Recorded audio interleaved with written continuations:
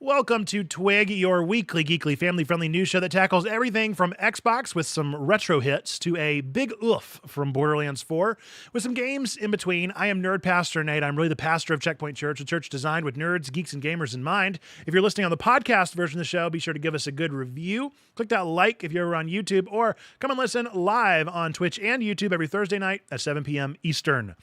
Folks, as always, we're going to be starting with our What You've Been Watching, Playing, and Reading, and we're going to let our special guests introduce themselves and say what they have been watching, playing, and reading to kick us off. Hey, my name is Wisen Lemur on Discord and most other places online. And I have been playing a lot of MLB The Show. I've also been playing some Far Cry 4 and Paleo Pines. So kind of all over the place with what I'm playing right now. I've been watching Star Trek, and last week was Eurovision, which is like one of my favorite silly competitions that happens, and now they stream it in the United States, and I am so pleased with that fact. I'm not really reading a whole lot, but I have been listening to a lot of like classical music, and actually got my dad and I some tickets to go see a Tchaikovsky performance of a Tchaikovsky piece not this Sunday, but next Sunday, like a week from this upcoming Sunday. And last Thursday, was at the anniversary of me starting hormone replacement therapy, which is the date I started testosterone treatments. And I started that in 2013, so it's been like 12 years. Wow. Well, congratulations. That's very exciting. I hated that we couldn't actually celebrate on the day of, but, circumstances forced us into this week. And we're glad to still be able to celebrate with you a belated week after anniversary. Some good stuff going on there. I have been getting into all of the things that I have been for quite a while at this point. Still watching my spring anime, still think To Be Hero X is peak. I am continuing to play through Clair Obscura Expedition 33. I have so many thoughts about this game, and not many of them right now are very kind. I'm really trying, y'all. I want to love this game. Everybody that I know is just loving this game, and I want to love it too. And this game doesn't want me to love it. It doesn't want me to enjoy it. It fights me every step of the way. Now, I've been having tough life circumstances recently, hence why we didn't stream last Thursday. And so it's possible that I'm just not in the right headspace to even play this game. It's not the story that's upsetting me. I'm still super enjoying the story. It is the gameplay. I do not like Pictos. They are too much. It's too much. It's too many things. And I keep looking up like builds of different characters that I'm enjoying playing with, and the builds are way too intricate. And they are not very fun to work on. Like it's not a satisfying experience for me to build them. And then it is as if this game relishes in random scaling. And so it'll be like I'm in a good spot and I'm just clearing through some mobs, and then I'll reach a boss, and they will not just be like difficult. They will be like one hit kill. Like you can't even learn their pattern like an Elden Ring or like a Souls-like, because they immediately kill you. And I don't know. It's just I'm not enjoying that part of it very much. I find the exploration as tedious as it could be. So this game, I don't know if you have explored it at all, Wisen, but it doesn't have a mini map. And that's like intentional on their side, as they want the exploration to be natural, and they don't want you to feel the need to like have to follow a map. But the design is frankly not good enough to not need a mini map. Like that, I appreciate what they're going for, but they're missing the mark. Mm-hmm. And it feels like an accessibility oversight, because I know enough people that are like directionally challenged that would literally just run in circles on that map because they don't know where to go. Yes. And so it's not a very accessible feature. They do put like lanterns in a lot of places that you can follow, lit up lanterns, and that'll take you to the next like logical spot. Right. But it's really the exploration. Like I feel I am somebody that likes to explore the map, and I cannot because I can't even figure out where I've been because everything looks exactly the same. And also from the last world that I've been in. So I am really trying to enjoy this game. I really don't want to badmouth it. The voice acting is incredible. The writing is really pretty good. The actual moves and the way that it plays, I enjoy the combat. They went a little crunchy. They went a little too heavy in the crunch. So I'm almost at the end of Act 2. I'm in the final part of Act 2, and I'm having to go grind because I can't end the act and I don't have time. So yeah, I have a lot of thoughts about Clear Obscure. We will see if by the time all is said and done, if it earns that 5-star. It could be a good enough story that it just gets it by default because I'm a sucker for narrative. But the actual game, I'm giving it a solid 3. Storyline, we'll give it up to a 5, I'm sure, by the time all is said and done. But the actual playing of the game, it's bad. It's a bad game. But alas, or it's not a bad game. It's a perfectly fine. It is an adequate gameplay experience. I do enjoy the dodges. I do enjoy a lot of the stuff. It's just some elements of it are just not for me. And it has how, Act 1 did not hit me as hard as everybody else did. So I'm very curious about that. DGC's in the chat. They're saying, prepare yourself for the end of Act 2. And I hope so. I want it to just wallop me because Act 1 did not wallop me. It was good, but it wasn't as wrenching as I think it was for others. So maybe I'm just bitter and jaded. And I just am too obsessed with my Danganronpa self. That's what I've been playing. That was a long conversation about that, longer than I meant it to be. And I'm reading a lot of different things all over the place. Will of the Many, Assistant to the Villain. I am reading New Social Connections, Jujutsu Kaisen. I started a new manga from a Manga Spice Cafe with that video, hopefully coming out Saturday, maybe later, we'll see. And then the book I really want to talk about is the Book of Alchemy.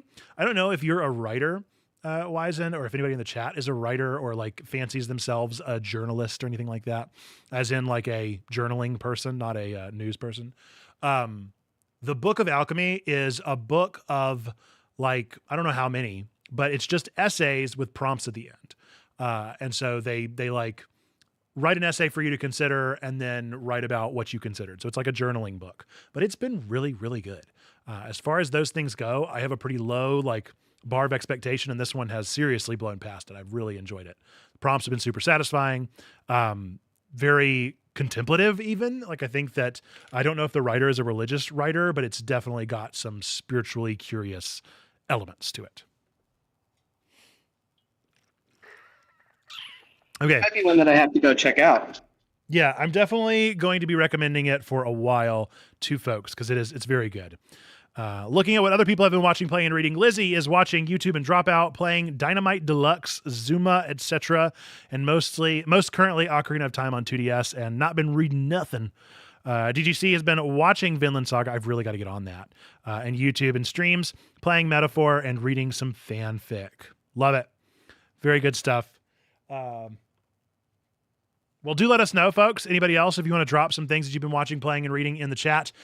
Love to catch up with what you're getting into, all sorts of good things going on in the world. But we're going to get into some of our news headlines, some of the trending bits and pieces. So our first one here, do you want to take it or you want me to, Wizen? Go for it. I may have some commentary, but you can, yeah. That sounds good. The Chicago Sun-Times issued an apology after publishing a summer reading list generated by AI that included fictional, non-existent books. The list appeared both online and in print, leading to swift backlash and ridicule on social media. The content, syndicated from a national partner and prepared by the circulation department, was not reviewed by the editorial team before publication. The paper acknowledged the failure to disclose the list's third-party origins and stressed this incident highlights the critical importance of human oversight in journalism. This event underscores broader industry tensions as media outlets increasingly integrate AI into content strategies while grappling with financial pressures. And some reminders here of our values. This serves as a reminder that technological tools must be used responsibly. Upholding truth and transparency is essential to doing no harm. One of our rules, maintaining trust with readers. We're seeing some wilds in the chat, hilarious in the chat. It is definitely, was not on my bingo card, seeing the Chicago Sun-Times put out a just made up list of books. Yeah, that seems a little outrageous to me. And the other thing is, my friend keeps mentioning that when we use AI, we need to be double checking our sources. Yes. We need to be making sure that AI is not hallucinating, because they actually hallucinate. They do. And that is what it's called, is a hallucination, and when it just makes up information. Yeah. So we need to be aware of those practice, hallucinations, I guess. So I do use AI. The most that I use it is for things, frankly, like this. It is for the journalistic side of things. It is for TWIG. It's running back through articles, but I never just let it run free. Like, it's always like I feed the material and then I double check that the material that it creates is correct. So whenever we run through like a pass of summarize this news article in what such and such, format, and say it in so many words or in our style or in our voice or whatever, like I run through and make sure, was this actually by the Chicago Sun-Times? Was it actually this and that? And I also put it into a funnel that I create for it. And so this, to me, just shows complete and lack of like care taken into the process. This is true AI slop, as it were. This is somebody throwing something together. Yeah, and unawareness of how the technology is advancing and how it needs to be used. Yeah. Now, I do have empathy for the situation, considering that in the response, the person did say, like, I do use AI, and like I'm the only person on the team. Like, I'm burnout at this point, and there is a little bit of like understanding and empathy with the times are not being kind to this industry. And that is unfortunate and it is challenging. But nevertheless, like, I think that we have to strive for excellence with the time that we have and the abilities that we do have. And it's even more important and honest to say to ourselves what we cannot do. And so at the same time, like, if this person hadn't turned in this, they may have gotten fired, and now they probably have been fired anyway for this erroneous article. So it is a strange world we're entering into, but we cannot just totally give ourselves up to trust of these things. And if you've ever read Pixel and Pulpit, this is pretty much what I write about AI. And I say, if you're going to use it, we need to be honest and upfront and transparent with what we're doing, and try our best to really use it as supplement, never as the main factor. I very much agree. Yeah. And the thing is like, you want me to take the next one? Well, I was going to say, the thing is, the last thing I'll say about this is just read books. like there was even a area of like, write a summer reading list on these books that I read. It sounds like they were just like, just go get some books. So that's the lack of oversight that I'm really referring to, is like, just read books. Actually have a suggestion. Why put out a summer reading list if you're not actually considering these are the books I truly recommend? Says somebody that's putting out a summer reading list this Saturday. Right. That makes sense. Yeah. You can handle the next one. All right. Game Pass Retro. Microsoft has launched Retro Classics with Game Pass, a new initiative in partnership with Antstream Arcade, that brings over 50 classic Activision titles from the 1980s and 1990s to Game Pass subscribers. The lineup includes iconic games like Pitfall, MechWarrior 2, and Kaboom, with the collection expected to grow to over 100 titles in the coming months. Notably, this marks the first time many of these games will support features like save states and achievement. The games span platforms such as Atari 2600, DOS, Amiga, and PlayStation, PSX, and are available across Xbox consoles, PC, and supported smart devices through cloud gaming. Microsoft emphasized this move as part of its commitment to game preservation and backward compatibility. Just a reminder, this initiative aligns with the principle of striving to grow by honoring gaming history and making it accessible to new generations. It also reflects doing good by promoting preservation and inclusivity through broad platform access and enhanced accessibility features. And I think some of the great things about this is that, like, I was not allowed to play games in the 90s. I was born in 1990, but I couldn't play video games in the 1990s because my parents wouldn't let me, and also we were too poor. And so now that I'm an adult, I can go back and play some of those classic games that are like iconic with some of my peers now that I might not necessarily understand without having to. Yeah, so I'm kind of excited about it. Yeah. Or you can get frustrated by them. Like Pitfall. Pitfall was hard as an 8-year-old, and Yeah. it's also hard as a 28-year-old. It is never an easy game to play, and there are some out there in those classic era of games. Fair enough. I think it's very exciting to see this push. I wasn't expecting this from Microsoft.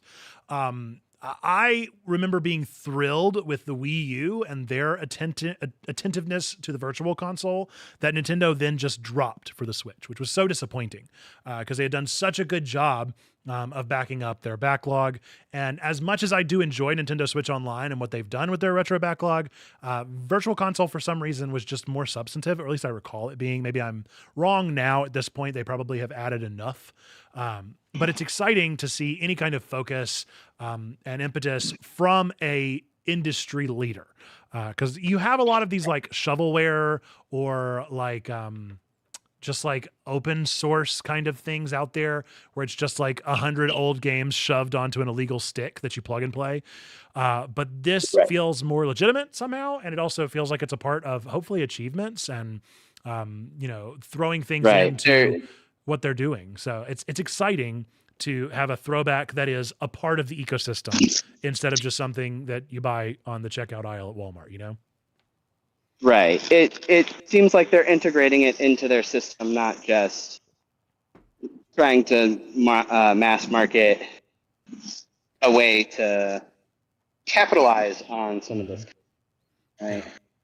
Thoughtful integration and intentional integration of classics, I think, is a good thing. And as a parent myself, I think it is a good thing to do this because I do think there is a certain level of parent to child relationship that can be formed over video games like this, especially for non-gamers. Like, I think about some of my friends who played games growing up that don't now. They might be able to relate to their kids on a different level because they're able to play those throwback games. Whereas nowadays they just aren't able to keep up or be interested. Like some of us nerds in Checkpoint maybe, but for my less gamer parents, this could be a real resource and stronghold for building those relationship with kids. Right. All right. And in additional exciting news, I was going to do a whole the start of something new, but I only want to mention one game that was announced that's coming to Game Pass, I think this week. Metaphor ReFantazio is coming to Game Pass. That's like 100+ hour game that's coming to Game Pass that came out very recently. Whoa. And like a huge RPG, a huge get. It is like, it's so exciting. I was floored whenever I saw it and I saw that it was so soon. And I will just say this, like Xbox Game Pass has had a couple of sleepy years. It's been okay for the past couple of years, but I remember 2020, 2021, it was the best deal in gaming. And I think that between this and between like Avowed, like the latest Obsidian game, and we're going to be getting, I'm sure, Outer Worlds 2 whenever it comes out, like day one. It's so good. You are missing an opportunity for some exceptional RPGs if you do not have Xbox Game Pass, and they just continue to pick up these games. I was not surprised. Did you see that it's on Game Pass? Go ahead. I also think that Game Pass is for gamers like me who like look for silly little games that you can play for like 10 hours, right? And then let it go and not be like broken up about the fact that you spent $20, $30 on one game, right? I can pick like 6 games a week and do that for $15, $20 a month. Right. So not that this is an ad for Game Pass or anything, but I think it really does cater to a specific kind of gamer, and that kind of gamer is me. Right. Yeah, it's definitely there. And I love that it gets indie devs like some cred. It does get some attention on them, which is good. I do wish that it maybe paid them a little bit better. I think that it's not great for indie devs in that regard, whereas we're really the ones winning whenever an Atlas puts Metaphor on here, because like it really is a downgrade for them, but they also are making hand over fist. Whereas an indie dev, it's an indie dev. But it's very exciting to see. They also did add Crypt Custodian, which was one of our Button Bash Brigade games. So if you missed that one when Button Bash Brigade played it, then you can go play it on Game Pass now. So that's exciting. Good stuff. I was floored by Metaphor, and maybe I'm the only one, but I thought it was a tremendous get. I don't know if any other Persona games are on there. Maybe they are. Maybe I'm just totally off. I think Persona 3 was on there. Persona 3, the remake, Reloaded, was there pretty quickly. So maybe I shouldn't be surprised, but I was.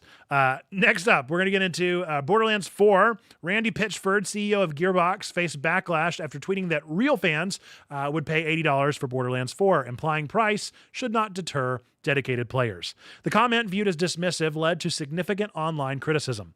In response, Pitchford clarified the pricing wasn't his decision and shared a personal anecdote about saving for games in the past. After a satirical AI-generated response using Borderlands villain Handsome Jack went viral, Pitchford acknowledged the tone deafness in his original tweet, stating that it wasn't his intent to take fans for granted. While stopping short of a formal apology, he expressed appreciation for the community's support and highlighted the developers' hard work. The pricing controversy is expected to persist until official pre-orders and pricing details from 2K Games are announced. We believe in doing no harm, and we believe in treating our communities respectfully. So obviously this was tone deaf, and it should be said that it was tone deaf, and we should not be afraid to acknowledge that while not attacking this person, still saying that was clearly crossing a line, especially whenever it comes to things like money. There are the realities of the situation of our different lives is that we cannot all afford to drop $80 on a game whenever they come out. And so it's important for somebody that is a figurehead of a company like a CEO to not only be empathetic towards their customers, but to also be transparent about things. I don't believe that the CEO has no say. I mean, maybe I'm naive, but I'm sure they have some say. I just think there's some, decision making that has to be involved on the CEO's path. So it feels like a lack of transparency. It feels like a lack of empathy. And regardless of your thoughts or your feelings on this particular CEO, we can still call a spade and say the situation was not handled properly. I do think that games are probably going to cost $80, and I do actually think that's probably fair. But that doesn't mean that we need to be crass in response to people that are lamenting the price raise.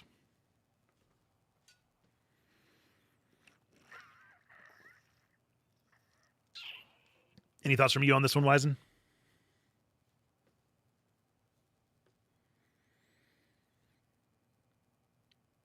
Are you still there? Ground control to Major Tom? Have we lost you? Is it me? I'm still here. I'm still connected. I'm still live. We're still here. We're doing this thing. Can you hear me in chat? Are you with me? Are you there?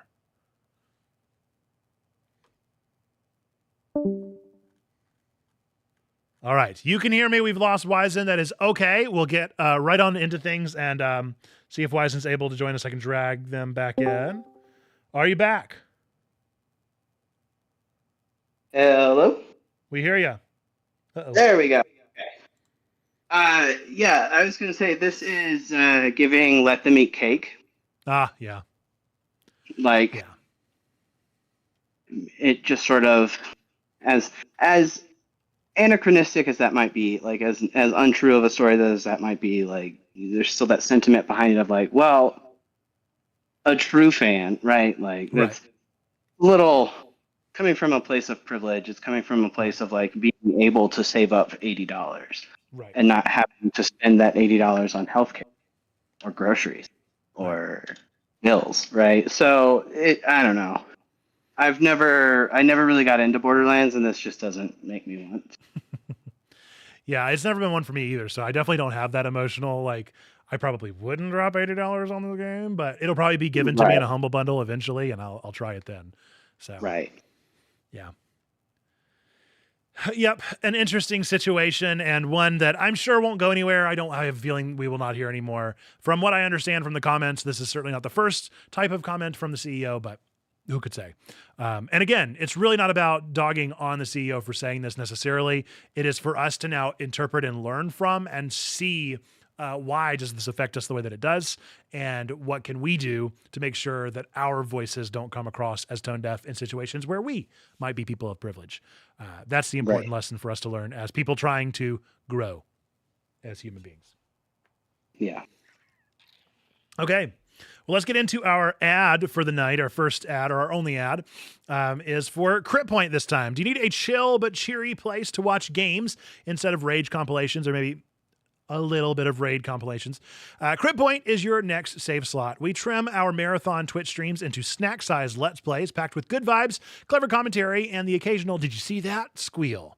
Expect cozy indies, oddball RPG maker experiments, and a Pokeball's worth of monster-catching fun, always with an extra dash of encouragement instead of toxicity. Whether you're looking for background noise on grinding nights or a hype squad for your coffee break, we've got you covered. So go and subscribe over to Crit Point on YouTube, respawn those positive feels, and let's level up together, one joyful critical hit at a time. All right. Let's see. We're going to move now into a new segment that we have called, I need to do a stinger for it, but it is called RNGesus Delivers. This is where I scroll through a lot of videos and a lot of posts on a lot of different platforms every single day. And sometimes I find some posts that RNGesus has delivered something encouraging and inspiring and something fun for me to view that I want to share with all of you. Wizen, I don't think that you can hear or see this, so I'll describe it afterwards. But for those that are watching live, enjoy this quick little look at something pretty neat. This is a working xylophone completely made of Lego. Even the strings suspending each of the bars are a Lego piece that you can get, and the mallets are Lego rods with Lego tires. Each note has been perfectly tuned by adding small pieces of just the right weight to the underside, so that even though the bars appear the same size, they'll resonate at different frequencies. Pretty cool stuff. So that is a working Lego xylophone with precisely placed Lego pieces to make each tone so that it's hit whenever it's hit with a Lego mallet, it makes the perfect xylophone tone. So I saw that and thought I wanted to share that with all of you, especially my music nerds out there and my Lego nerds out there. Delivers two things that bring me quite a bit of joy, and I don't know where that is, but I want it. I need that in my life. I don't know if you're a big Lego fan or not, Wizen, but I was pretty enamored. I forgot I was muted. That sounds cool. I really love the show Lego Masters, and I just can't afford a Lego habit, so I don't let myself have one. That's the only reason I don't have one. That was one thing I was impressed with this. I don't know. It looked like a special order of pieces that you had to do from like the Lego website, but all in all, it looked pretty straightforward. Like, it didn't look incredibly expensive like some of the Lego sets can get. So maybe I'll look into building a Lego xylophone of my own. Pretty neat stuff. Okay, we're going to get into our main segment of the night, which is actually a week old, but I thought it was such an important conversation for us to have that it made sense for us to carry it over into this week. So maybe you heard about this, maybe not, but we'll get into it real quickly. This is our main segment, Online Toxicity and Nerd Culture, a call for peace in the fan community. What sparked this discussion? Entertainment Weekly ran an interview with actress Tati Gabrielle, the star of Naughty Dog's upcoming game Intergalactic: The Heretic Prophet, where she opened up about online hate that she's already receiving. Gabrielle noted she's got a lot of love, but there was a lot of hate over me being a woman of color, me having my head shaved. Hateful reactions that she initially missed because she wisely avoids social media until friends pointed them out. Turns out that Naughty Dog's Neil Druckmann anticipated this toxic backlash and has been boot camping Gabrielle on how to cope. Drawing on the lessons from The Last of Us Part 2, Druckmann told her to ignore it. No matter what, me and you, we're going to make something beautiful. We're going to make something that we're proud of. His advice emphasizes staying focused on the creative work and not letting trolls derail you. But I think it's disheartening that prepping an actor for fan harassment is even a necessary thing. And that is what shows what the problem really is. Gabrielle was warned by Druckmann because he knows Troy's experience, he knows Ashley's experience, he knows Laura Bailey's experience, all the voice actors from The Last of Us who have endured vicious attacks. For example, Laura Bailey, who voiced Abby, endured an onslaught of abuse, including death threats targeting her and even her infant son, after some fans disliked her character's actions in TLU 2.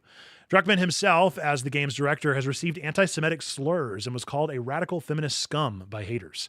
Naughty Dog publicly condemned these threats and urged fans to maintain constructive and compassionate discourse. Again, tragic that a statement like this even has to be made over a video game.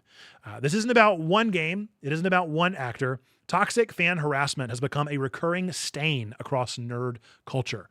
Let's broaden the view and see how widespread this issue is and who often finds themselves in the crosshairs.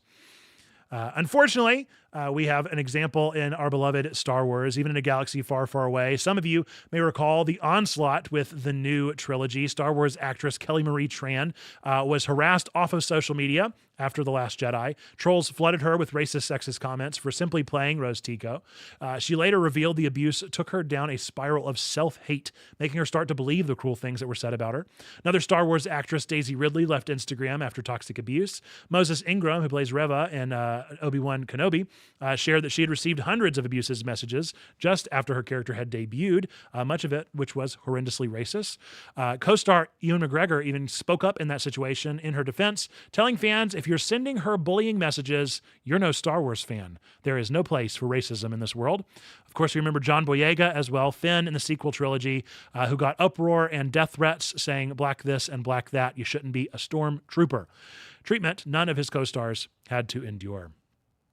So it's heartbreaking that actors bringing diversity to franchises end up needing protection from the fans.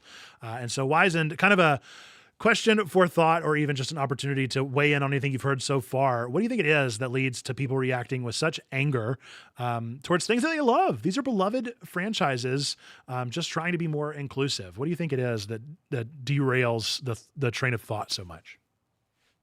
Well, I think a big part of it is that people will identify themselves with these characters or with these archetypes within these worlds.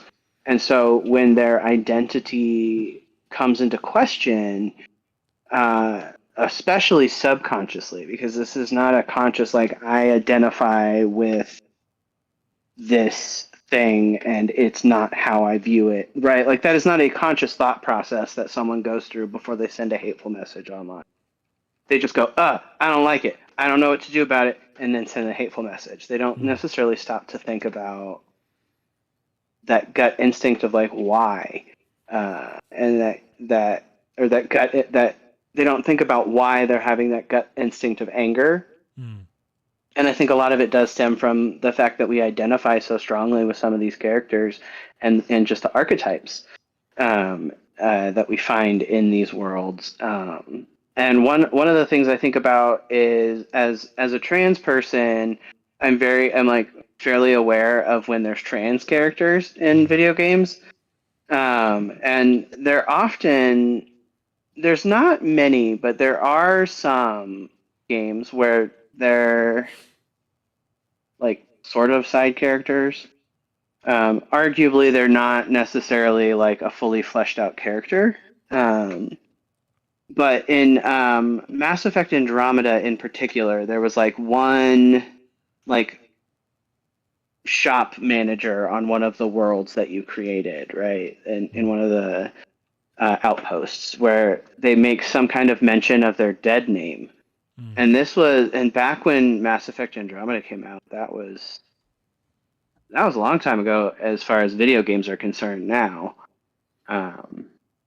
But like it was long enough ago that the general sentiment was, yeah, a trans person would never dead name themselves. This is not good representation. We don't like it. Like that was the general consensus from the trans nerd community. And so they actually took that like one line out. And like if you can take one line out and it changes the character's identity entirely, they're not a fully fleshed out character, but it still serves as a pretty good example of like even though they were trying to be inclusive, they weren't necessarily well versed in how to do so. So that's, I think, the two sides of the coin. Yeah, that's a good point. When it's subconscious, people will lash out because they're afraid of their identity being questioned. And when they are aware that their identity is being questioned, it often comes off more as mocking. I think is my main, like, you have to be very conscious of how you do the representation. Yeah. Yeah. That's an interesting turn on it. I think that there are countless examples as we keep looking through superheroes, and you have the classic kind of Brie Larson hatred, or the She-Hulk that got so much backlash, Miss Marvel that got so much backlash. In video games, you have things like Gamergate that happened back in 2014 with doxing, threatening, harassing, all of these things. But then there is the other side of the coin of trying to ensure that when we create the things, when we try to be inclusive, when we try to tell the stories that we need to tell, that we do it in a wise way, even more so because of the hate that could be gotten because of trying to do something in like a shoe fit sort of way, trying to fit something in instead of allowing a character to thrive and be fleshed out in the reality of the place where they're in. Yeah, definitely. So one of the trending things that you'll notice, the more characters that you look at, every now and again, it will be a character that is maybe just really notorious for something they've done or being hated for something that they are. But for the most part, it tends to go towards marginalized people. It's often women, people of color, LGBTQ plus folks, or those who just don't look like the traditional image of white masculine culture. And so studies confirm that trolls disproportionately target members of non-dominant groups, and that's why the harassment burden on marginalized creators is so high, and why we need to be extra supportive of them without always asking them to relive their trauma for our education, which is another important factor for us to keep in mind. Any thoughts on that pattern and why you think that there is, in particular, a focus? Is it just like you said, where it's just we can't see ourselves in the characters? And I'm speaking for myself there as like white man. I can't see myself in the marginalized roles. And so that's why people that look like me respond the way they do with the aggression and the hate, or is there something more specific to it?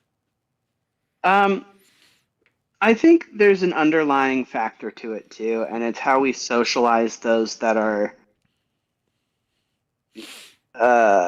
being hateful. And more often than not, this is a question I would have, is did these studies also look at who was posting the hate and what demographic that was? And if there is a consistent, like, is it really white men, cis white men between the ages of 14 and 45, right? 39, what have you, right? If it is that group, what are we teaching that group of people that allows for this behavior to be deemed acceptable? What are we as a society willing to put up with? What are we as a society willing to like sweep under the rug that allows for this behavior to continue? Yeah, that is the question. And I don't know if anybody has caught the Netflix special Adolescence, but that might be something worth watching as an interesting look into the young male mind and what's kind of happening with the hypermasculine culture that's being formed on the internet, the kind of Andrew Tate, Joe Rogan kind of push forward for hypermasculinity. But that's a really interesting look. That's kind of where I actually want to pivot a little bit for our conversation here, is acknowledging this reality, right? Like, this is what is happening. We can always dive more into what it is, what's causing it, what the root is. But for our purposes right now, I want us to think, what can we do first to address, to cope with some of what is happening, what to address, just some practical tips for people who are maybe leaders of online communities or are part of communities, what have you, so that we might be able to cope with those things. And then after that, talking about the other side of the coin, which is building healthy communities. I think that it's a two-sided thing that we have to be doing. We have to be, on one hand, securing the community, which is very much how we see Checkpoint as well in the moderation side of things. Like, we have to moderate what's happening. But at the same time, we also need to ensure that we are creating healthy space in addition to that. So first, acknowledge online harassment does indeed hurt. It's not internet nonsense. It can seriously damage mental health, as we've read from a couple stories here. Victims of sustained online abuse often report anxiety, depression, fear for safety, even symptoms of trauma. Kelly Marie Tran described how the constant racist comments made her feel like she shouldn't even be Asian and drove her into self-loathing. So if you or someone that you know has been targeted, you should take it seriously. If somebody comes to you with that, you take it really seriously with a lot of empathy and understanding. It is okay to step back and tend to your own mental well-being if you have been a part of it. So how do we avoid, quote unquote, taking the bait when trolls come knocking? Experts and community leaders suggest a few key strategies that we've accumulated here. The first one you've probably heard before if you've been on the internet as long as I have, which is never feed the trolls. Do not engage. Most trolls want to provoke an emotional reaction. The University of Chicago's Guide on Online Harassment puts it bluntly. The goal of trolls is to elicit a response. In many cases, trolls move on if you ignore them long enough. Resisting the urge to fire back a zinger or defend yourself can be hard because our pride and our ego says fight, but silence denies them the victory. If it's just random hateful comments from strangers, the best response is no response. Don't reply. Don't retweet with commentary. Just let it drift past. As Tati Gabrielle noted, she stays out of the social media zeitgeist to avoid seeing the hate in the first place. I actually have a story that happened just this morning where I posted a random article about me showing manga in church from a sermon that I gave a couple weeks ago, and somebody said churches need to be taxed. I don't have a comment to respond to. There's nothing I can say to this person. They were just kind of voicing frustration and stressors, and they have no idea who I am or what I believe or my life or what I even think about church taxes. So, it's best left alone. It is best to just let it brush off your shoulder and just not even respond. You can also use tech tools. You can mute, you can block, you can report people. You have active ways to cut off abuse. Every major platform has blocking and muting features, and you can use them liberally. Mute is great for when you don't want the person to know you've seen or blocked them. They can shout out of the void and you no longer see it. Block is a more definitive go away for repeat offenders, but do note that dedicated trolls might notice and take it to other forums, but at least you've walled them off of one space. Also, you can report harassment to the platform. It might not result in consequences for the harasser, but it flags the behavior. Learn to use those built-in tools to mute, block, and report trolls, online abuse, and hate speech, the APA advises. That is often the first line of defense. You don't have to put up with abuse in your mentions.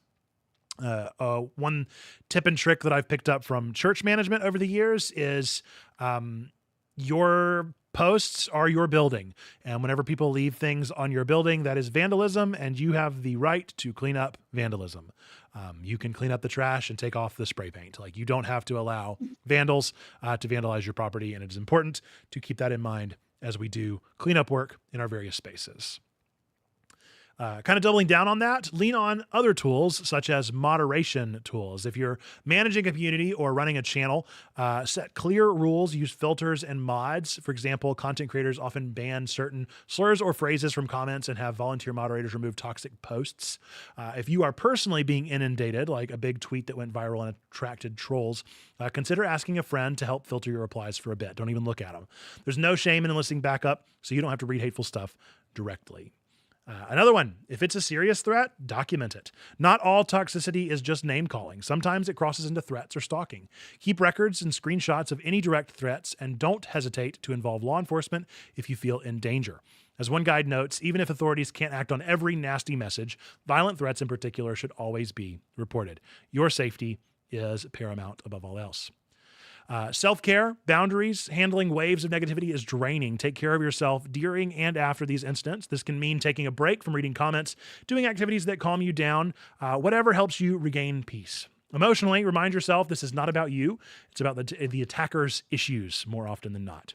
Dr. Allison Abrams, a psychologist, notes that public harassment can worsen feelings of worthlessness and isolation in those with past trauma or depression. So it is crucial. Counteract those lies or avoid them entirely. Reach out to friends or a counselor who can remind you of the truth about your worth. Even if you do reach out to friends, probably reach out to a counselor as well. I'll double down on that. Essentially, don't let a stranger's cruelty define your own self-image. And then finally, don't go it alone. Join support groups. There are support groups out there for people facing online abuse. Talk to others who get it, and they can be a relief to talk to. If the stress is overwhelming, seek a therapist's help. That is absolutely a valid move. They can offer coping strategies, a safe space to vent. You're not weak for feeling hurt. You're human, and help is available. Lemur, have you ever had to deal with an online troll or witnessed a community that you're in get toxic? How did you handle it? What are these tips and tricks have you put into place, or would you if you had the chance to go back? I've spent a lot of time on the internet as a queer person. So yes, I have dealt with my fair share of trolls Yes. and uh, just hateful people, even unfortunately, from blood relatives, Mm. distant blood relatives, but blood relatives nonetheless. Um, and so, for the most part, I'm really good at the like block, hide, mute, utilize those tools. I'm pretty good about that. And then there was one situation in another Discord server that I ended up leaving. That's how I handled it. I was like, this has gotten out of hand. Mm. The owner of the Discord server is not stepping in. I am being called names that I cannot repeat on a family-friendly news show. Mm. Um, and like for trying to defend a friend who had my friend had posted a picture of a new tattoo, and it still had that like new tattoo look, and so they put it under a spoiler, and somebody was getting after them for putting it under a spoiler because it body shames people with tattoos or something. And I ended up getting called names for trying to stand up for my friend. My friend was being called names. I think 5 people either left or were banned from the server in one day because of this incident. Mm. And so I think one other thing that like if it's a situation where you can and you're not going to lose out on family and major community aspects of community, leaving the situation entirely can be the best thing to do. Mm. Yeah, that's a great point, and a real situation to have to deal with. Yeah. And I think that's what makes it so important for us to have these types of conversations, is so that people that are building community, so that people are going forward and trying to be intentional about creating safe spaces, are able to acknowledge the elephant in the room and realize before it even happens the risks that are involved, so that people don't have to Right. feel hurt enough to the point that they have no choice but to Mhm. simply leave, but to simply get out of the place for Mhm. their own sanity and for their own boundaries. Right. Yeah. So with that in mind, let's think through ways that we as community builders, we as members of community, can help to foster healthy spaces, safe spaces. I did mention in the first one, right, ignoring the trolls, don't feed the trolls. But sometimes, even though that is sound advice, it doesn't mean that we can always ignore the problem. As community members, we can cultivate spaces that proactively discourage toxicity. For example, moderators in forums or discords can set a tone of respect and zero tolerance for hate, such as instant deletion of slurs, timeouts, bans, or personal attacks. Clear community guidelines and consistent enforcement go a long way. When users know that toxic behavior won't be given a megaphone, it tends to dissuade drive-by trolls. Think of it like keeping a garden. If you pull the weeds early, the flowers will grow. I've also found that sometimes looser rules. We have 3 rules at Checkpoint: to do good, do no harm, and strive to grow. And those are incredibly specific and also incredibly vague. They are very easy for us to, people know what they mean, but they don't have to be a list of 100 different rules. We can say, what you're doing is harmful. What you're doing is not good. What you're doing is showing that you do not have a growth mindset. And those 3 things apply to pretty much every harmful situation that you can think of. Another technique might be positive flooding. One powerful technique, especially for allies and bystanders, people that are in the community, is what I'm going to call here positive flooding. If you see a creator or a fellow fan getting piled on by negative commenters, you can drown out the hate with encouragement. Kind reply, an upvote, positive post, a supportive comment like, I love what you're doing, keep it up, can mean the world in that moment. Psychologists note that harassers lose power when they can't isolate their target. Targeting someone online is harder if there are more people speaking up collectively, explains psychologist Gordon Pennycook. When trolls see a community rally around someone, it is much harder for them to dominate the discourse. So be a person who speaks up in defense of the bullied, or even if not in defense, just in praise. Even a simple, I'm sorry you're dealing with, you don't deserve it, can counterbalance a lot of negativity in somebody's lives. This one is a loose one, and so I'll be careful with it, but moderating other spaces gently. What if it's not your comment section? The question might ask, how can viewers support comment sections that are not their own?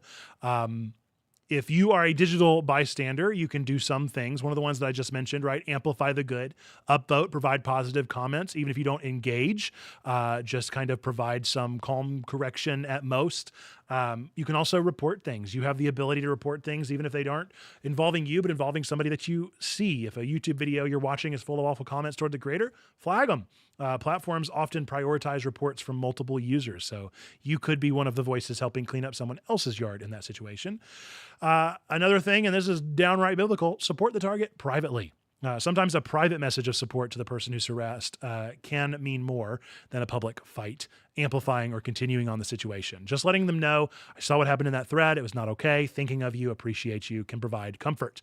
It reminds them that the haters are not the majority and that the people that are willing to reach out to them see what they're doing. You could also create positive fan content if you're a fan of this community. If the discourse around a topic has gotten toxic, counter it by putting out your own positive posts, fan art, discussions. For example, let's say the star Kelly Marie Tran was harassed in Star Wars. Many fans did respond by sharing fan art of her character and messages of appreciation. Flooding the tag with love dilutes the impact of the hate. And you could also team up, community defense on platforms like Reddit or Discord. If you notice someone being targeted, tag mods, rally others to help intervene. Trolls often back off when they see multiple people defending the victim. Like in online games, backup can turn the tide of battle. And then this is probably the most important one for what I say from a day-to-day pastoral aspect is to set the example. If you run a platform, if you're a member of a platform, if you're in day-to-day online interactions, model the behavior that you want to see. Don't post when you're angry. Avoid dogpiling, even if you are upset at something that you see. The more that we all practice measured, kind discourse online, the more we normalize it and marginalize the trolls' reactions. So can you think of a time, I guess you just told us one, of being a digital good Samaritan there, Wizened. So let's take it a step further then. And what advice would you give to anybody wanting to take a stand in a healthy way when they see toxicity in a community that they love online?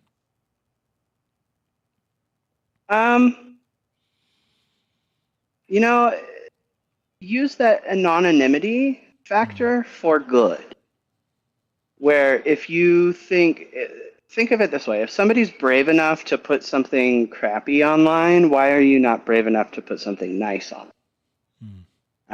And so use that anonymity factor for good and try and counterbalance some of that hateful anonymity that might get spread just because people are scared and angry. Yeah, I absolutely agree. As we come to kind of the conclusion here, we're going to wrap up with an appeal to peace over anger. I find, like we started with, there was so much of the conversation that was driven by anger and rage. Toxicity often takes root in those. And so it's worth asking, why do these toxic backlashes happen? Often it's a fear of change, a sense of ownership over a story, or, like Wizen mentioned, personal insecurities projected outward because we don't see in the character what we used to see or see the people that we relate to. As geeks and as Christians, we are called to self-reflection. We are called to strive to grow. Is there a time we might have reacted angrily to a fandom controversy? Did we ever justify a rude post because we felt righteous about a game or a movie? It's really easy to slip into that negativity if we're not careful. The antidote is intentionally choosing a different path, and that path is the path of peace, grace, and empathy. This is our scriptural side of the show. The Bible has a lot to say about how we respond to conflict and hate. A gentle answer turns away wrath, but a harsh word stirs up anger, is Proverbs 15:1. In internet terms, this might mean not firing off a snarky comeback, but instead replying with gentleness. Jesus teaches, "Blessed are the peacemakers. They will be called children of God." Peacemakers, not peace lovers. These are people who are making peace, which sometimes means diffusing tension in a heated comment thread or reaching out to someone who's lashing out and offering up some understanding. And then you could be a person of grace. Our faith tells us that grace, unmerited love, and kindness, or loving kindness, can transform hearts. In practice, showing grace online could look like not retaliating when someone spews venom your way. It could even mean considering what pain that troll might be carrying. Empathy is a huge crux here. Hurt people hurt people. Without excusing bad behavior, we can pity the troll more than hate them. We can love our enemies, and as Jesus says, pray for those who persecute you. This is hard, especially when you feel attacked or vulnerable, but praying for the person on the other side of the screen can often soften your own heart, keep bitterness from taking root in yourself. It's a way of saying, I refuse to become what I hate. I choose to love instead of offer more hate. Showing grace shouldn't mean that we accept injustice, shouldn't mean that we stay silent in the face of what is wrong. It's okay to want accountability for harassers and to speak up for what's right. The key is our posture, seeking justice rather than vengeance.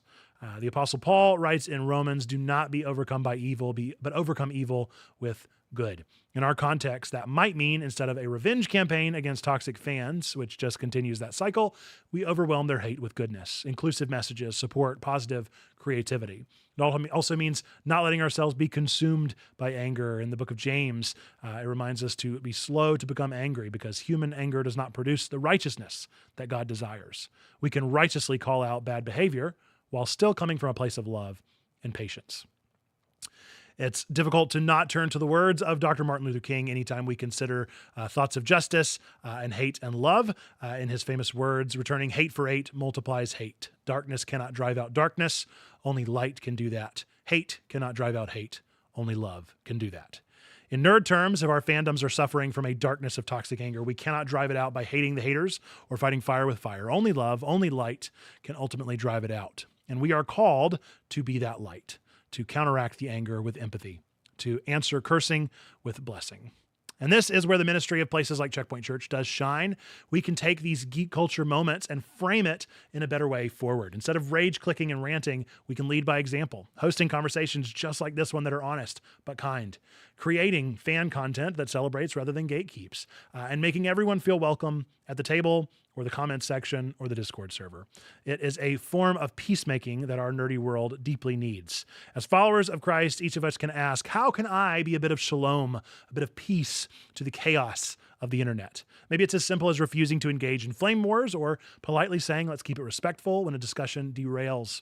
Maybe it's forgiving someone who lashed out at you in the game lobby, not holding a grudge. These little choices that we make, they add up and they matter. And to anyone out there who has been burned by online toxicity, we see you and you're not alone. There are good people in these communities, and I would argue they are the majority. For every loud troll, there are dozens of quiet fans who are positive and supportive. So don't let the loudest voices define your experience in this mission field that we call the internet. Instead, we commit to making the supportive voices louder. That's called platforming. In the end, we do this because of our core conviction that every person is made in the image of God, the Imago Dei, deserving of love and dignity, and that includes the troll behind the keyboard. That perspective will change how we respond when we take it seriously. It allows us to break the cycle of anger and empowers us to replace toxicity with positivity, echoing Romans 12:18. If it is possible, as far as it depends on you, live at peace with everyone. We cannot control everyone's behavior, but we can control ours. And for me, I will be choosing peace. Any final words of wisdom here for us, Wizen, before we wrap up? Well, I had some, and then you asked me.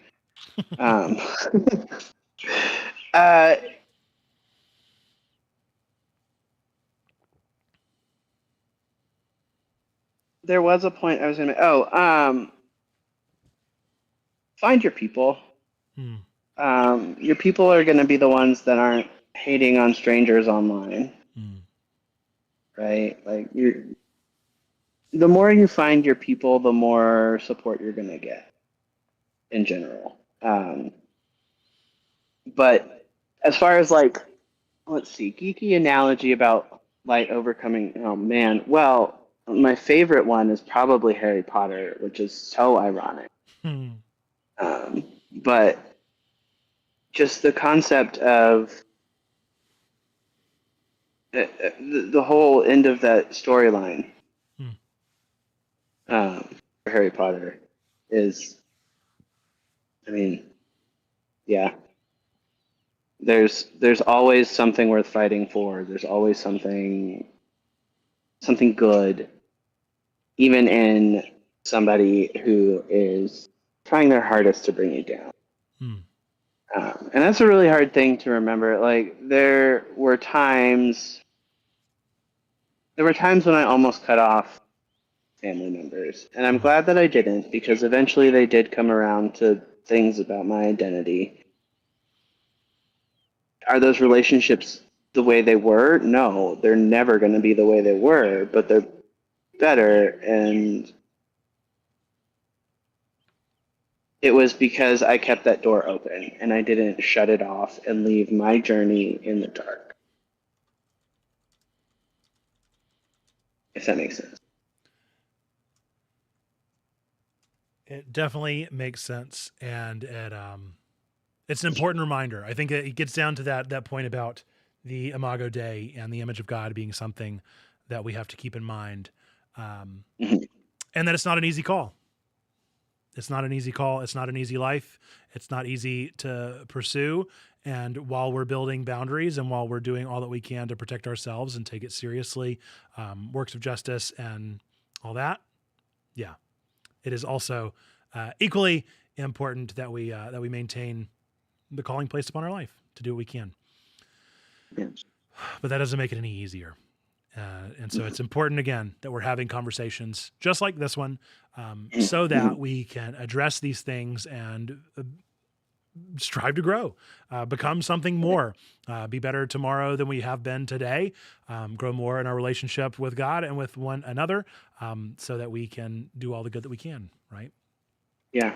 And in that vein, I did remember what I was going to say, and it was going to be stay curious.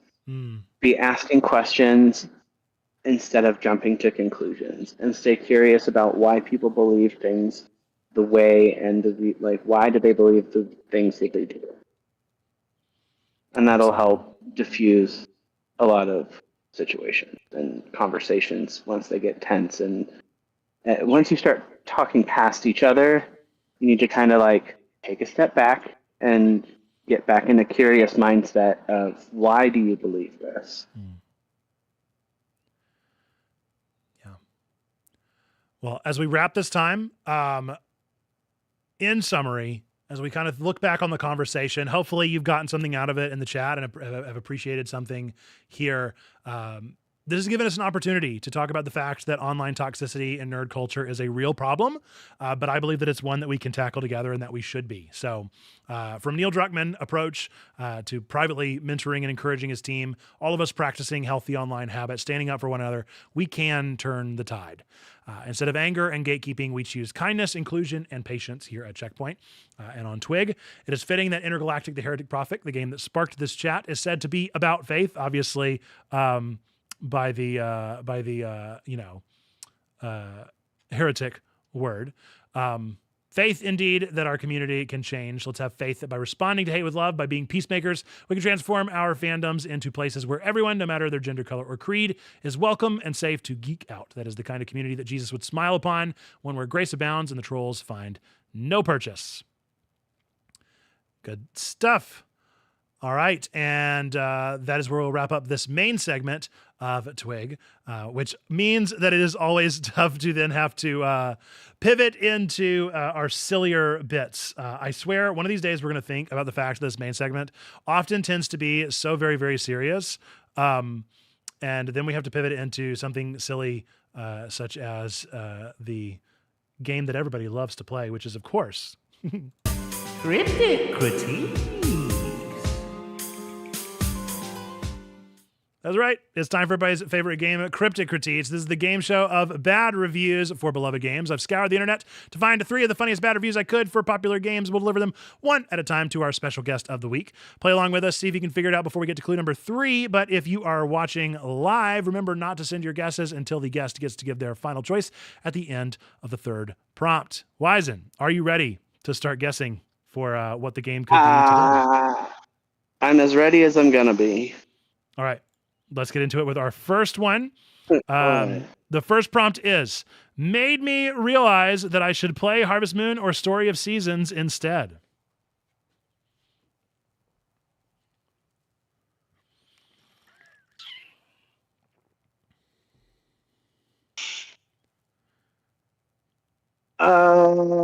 Okay. It better not be Fae Farm. I love Fae Farm. All right, let's see if But second my guess prompt, is either Fae Farm or Coral Island. Yeah, that would be right. my other. Those are the second two one directions is farm sim with no relationships. Why bother, LOL? Does that steer you towards one or the Coral other? Island. All right, so you've gone from Fae Farm to Coral Island. We'll see with the third one here. Okay, so this is a quote. Nice of you to visit our lovely inn. Hey, did you know my mom gave birth to me on one of the pub tables? Yeah, I'm just going to keep mentioning it every other time you talk to me. Yep, she gave birth on one of the tables, possibly multiple, since I have a brother. Have fun raising my friendship meter. That I wish that helped me. Okay, well, this was a recurring sentiment in the review, so I have no idea.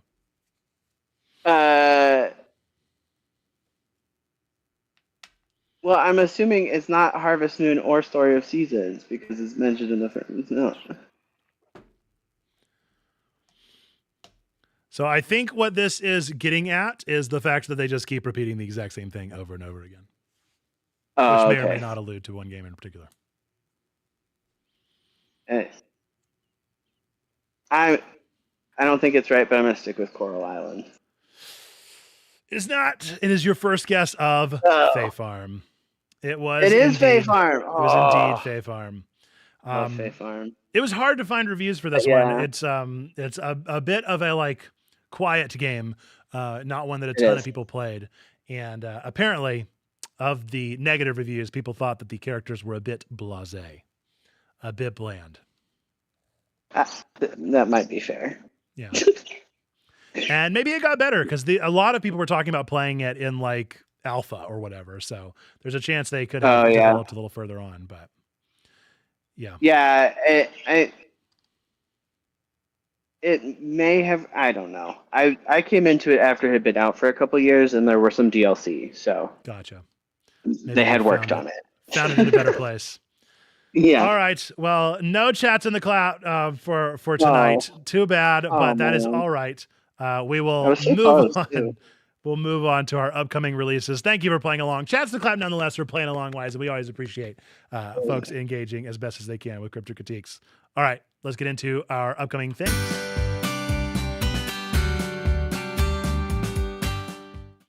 All right, upcoming releases. These are the 3 things that we are excited for coming out in the next week or so. I'm actually going to be going 2 weeks out because next Thursday we're going to be taking off for TWIG. So, Wizen, I think we're starting with your first one. Yeah.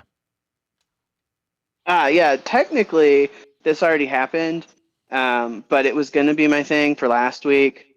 But I'm going to talk about Eurovision again, and now this week I can talk about who won, which was a shock to me. But I'm very happy because I am half Austrian, and Austria won. There's quite a bit of, I think, some controversy around a couple of the songs. Not every Eurovision song is family friendly, we'll put it that way.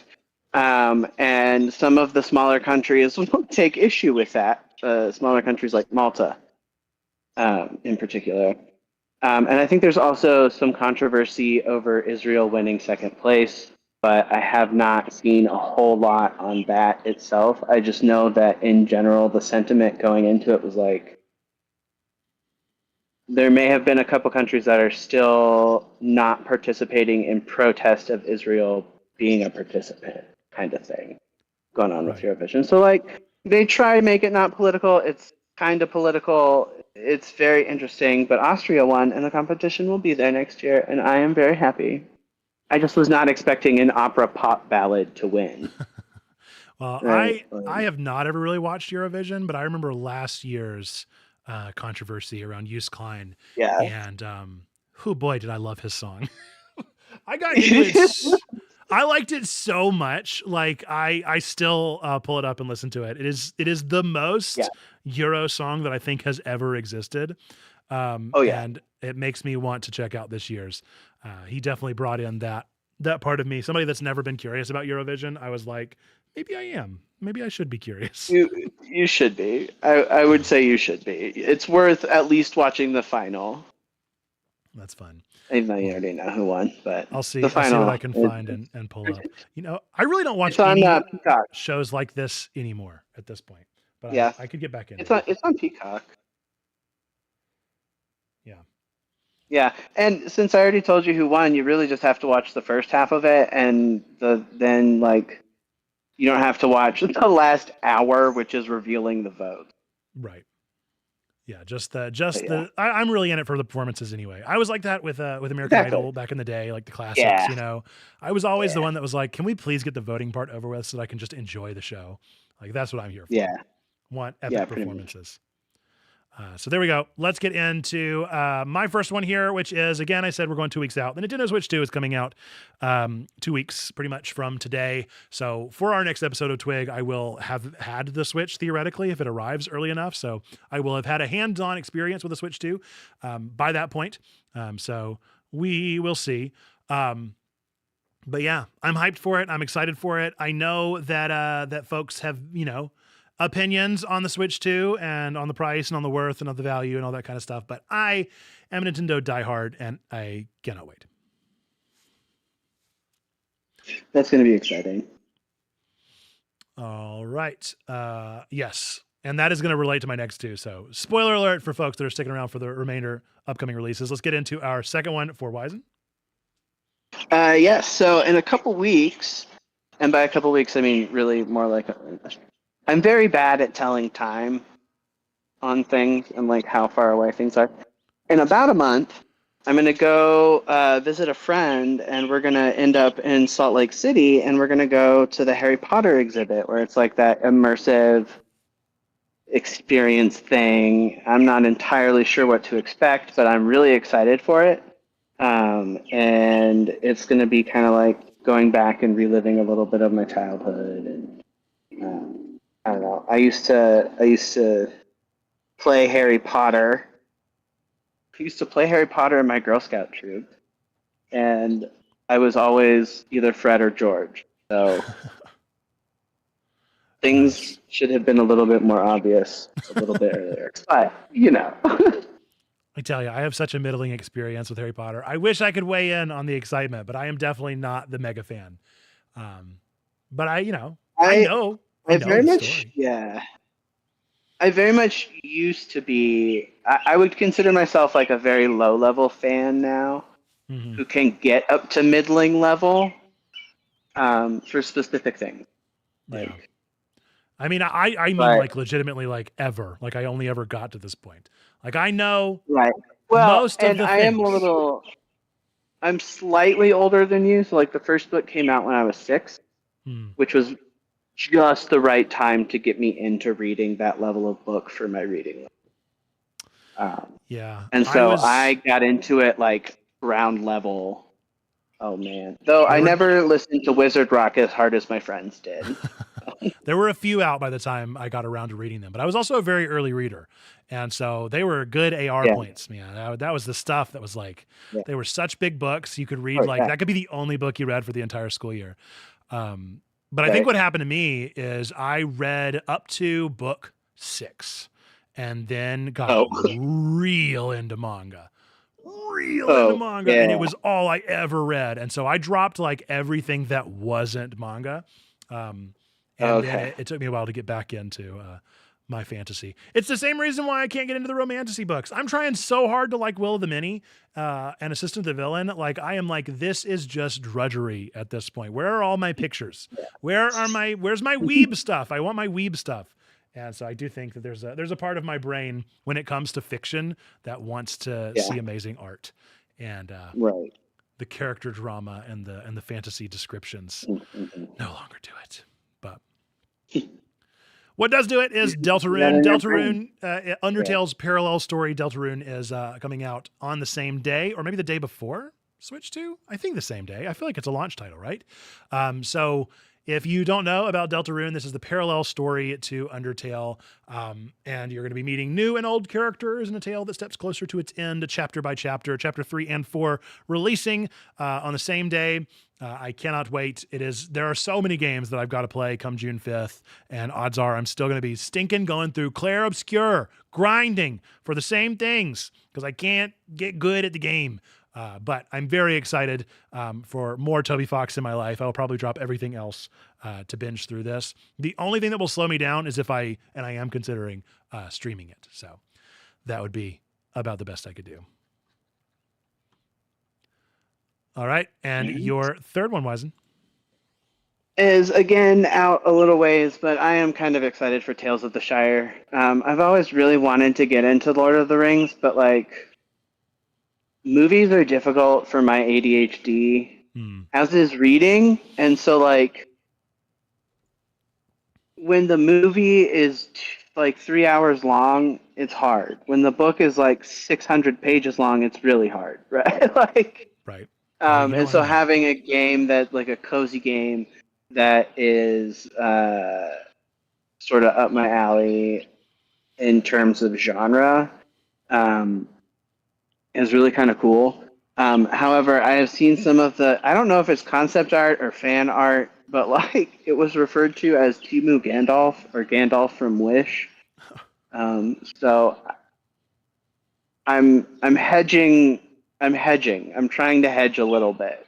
Just yeah. That kind of thing, I will be very curious to see how this does.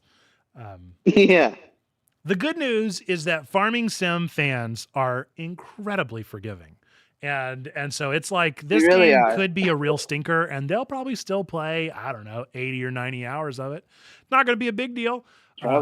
But it is one of those things where it's this game's been on the chopping block for so long. What are they doing? Why is this game taking so long to come out? So who could say? I would like to play it. I have enough. I'm similarly to Harry Potter. I am a middling Tolkien fan. I very much enjoy Lord of the Rings and I enjoy the franchise and I know just enough to get by. And I've read them and done the things, but I'm not the one that's every year I queue up the extended editions and I watch all 3 movies in a row. That ain't me. So I am equal parts of that. My accursed weeaboo-ness is the thing that has changed it all for me. Okay, my third one is, again, I told you, these are a theme. Mario Kart World. Put the pedal to the metal in Mario Kart World, set in a vast, interconnected environment, race seamlessly across connected courses that deliver Mario Kart racing like never before. 24 drivers can compete in a race, participate in the new Knockout Tour mode, where you'll barrel through back-to-back courses and checkpoints with no pit stops along the way. If a player doesn't make it at each checkpoint at a high enough placement, they will be eliminated. In free roam, it's possible to go off the racetrack and drive in any direction you wish, explore areas that pique your interest, and take some photos at scenic spots with a group of friends. I love Mario Kart. I know some people are not as into Mario Kart, but I am so into Mario Kart, and I cannot wait for an excuse to play even more. I'm super hopeful that Nora gets into it as well, and then we can play this game together because we currently play Mario Kart, 8 Deluxe, Special Edition, Switch, whatever. We play that often, so I am super looking forward to more Mario Kart. I love the idea of an open world Mario Kart. I think it's so silly and so fun, and I am all aboard. And yes, as DGC mentioned there in the chat, it was revealed this week that this game was in development since 2017 for the original Switch. So they have been working on this for a while, as they've been working on continuing to release addendum upon addendum of Mario Kart 8. It is because they were not ready to release this work of art, hopefully. Lord willing. We'll see. Okay, those are our 3 upcoming things each. Do let us know if you have anything that you are particularly excited for in the chat. And we're going to get into our final segment. Yes, final segment, which is, of course, Meme of the Week. It's ready time for Meme of the Week. Our Meme of the Week this week comes from Nailhood over on the Discord server. This was one of my favorites of the week as well, so I'm glad it won out. It is a fella getting punched by seasonal depression, then getting punched by regular depression, then getting kicked by Josh, and then asking, who was that last guy? I loved that. Love the joke. I love the Joshness of it all. Very fun, very silly, and a good time. So that's our winner of Meme of the Week this week. If you would like to be considered for Meme of the Week next week, I will go back through the next 2 weeks on June 5th to see which meme got the most reaction. So the way to do that is to join our Discord server, discord.gg/checkpointchurch, and go to our Memes and Goofs channel, take advantage of it, use it, post as many memes as you can, have fun with it. And the memes that get the most reactions are the ones that get posted onto our Twig show. So you could be highlighted on June 5th show if you tune in. With that, we're going to head towards the end of the show. Before we wrap up, Wizen, is there anything you'd like to shout out? No, I think I don't really have anything. Maybe major. The June 8th DLC. Yes, June 8th DLC. I was going to say, I was like, there's something, but I can't remember what.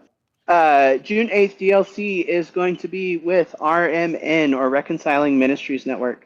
It is the inclusion organization in the United Methodist Church that works with legislation, churches, Sunday school classes, other groups within the church at large to include and reconcile theology, include LGBTQ folks and reconcile theologies and all kinds of stuff like that. So we're going to have a guest from RMN, or Reconciling Ministries Network, come give us a brief LGBTQ sort of 101 rundown, why it's important, and what we as a community can do to help support that community right now.